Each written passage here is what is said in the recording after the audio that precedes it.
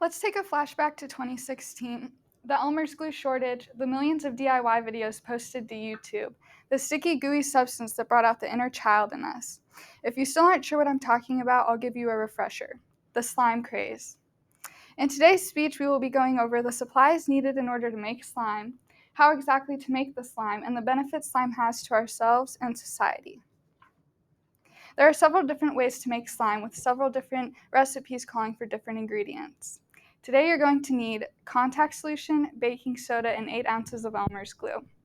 Your contact solution needs to have sodium borate, as this is the activator in the slime. Along with this, you're going to need a bowl to mix all of your ingredients into, a tablespoon to measure out your baking soda and your contact solution, and a spoon to mix this all with. According to independent.com, slime was first invented by Muddle Toys in 1976. While this toy company was creating the slime, they wanted this oozing substance to be as gross as possible. Thus, slime was first created as a light green color found in a little green trash can. This is what slime looks like today. The slime made by Muddle Toys was made from guar gum, a powdered product extracted from guar beans, which is highly toxic. Today's recipe is much safer though, but there are still a few precautions I should warn you of. The sodium borate that is the activator in our slime is a mild irritant. And along with that, we have our baking soda, which is highly poisonous due to its high sodium content.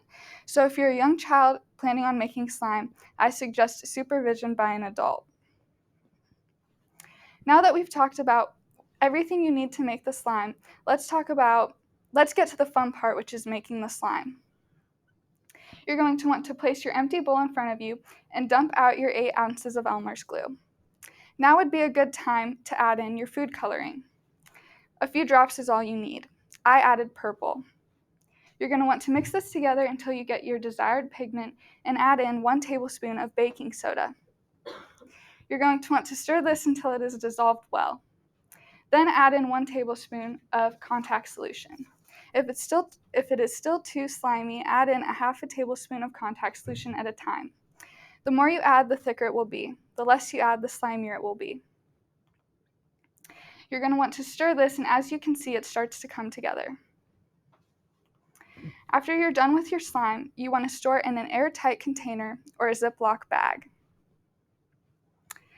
If you're wanting to add more to your slime, you can add in things like mini styrofoam balls to add texture to your slime, glitter to make your slime more appealing, and essential oils to make them smell better.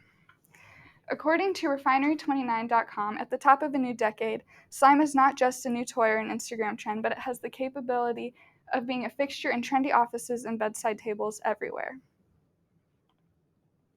Now that we've talked about the materials needed in order to make slime and how to make it, let's talk about the benefits slime has to ourselves and society. Slime is an incredibly soothing thing that can easily swap for some sort of fidget and can entertain us for hours. Many kids would happily give up video game time or TV time to make slime as they find it interesting.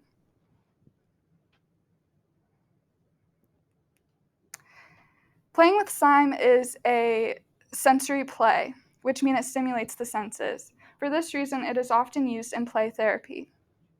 Many kids have lost sensory and tactile input due to screens being the new big thing. According to HeisnerBiety.com, we are all more stressed, and just having something to fidget with or play with is a good way to discharge tension or stress energy. Our high levels of stress combined with high levels of inertia make us want to discharge physical energy through stress balls, slime, or coloring books. This is not only something that benefits ourselves, but it can be a family activity, whether that means going out and buying the products or making it as a family. This also can bring out creativity, as there are different variations of slime that you can make. So as we can see, there are a plethora of positive benefits to ourselves and society when it comes to slime. Now that we've gone over all of the materials needed in order to make slime, how exactly to make the slime, and the positive benefits to ourselves and society, we can see that slime is not only a thing of the past, but a thing of the future. So while we might have some sort of glue shortage due to recent supply issues, we will never forget the original shortage in 2016 due to slime. Thank you.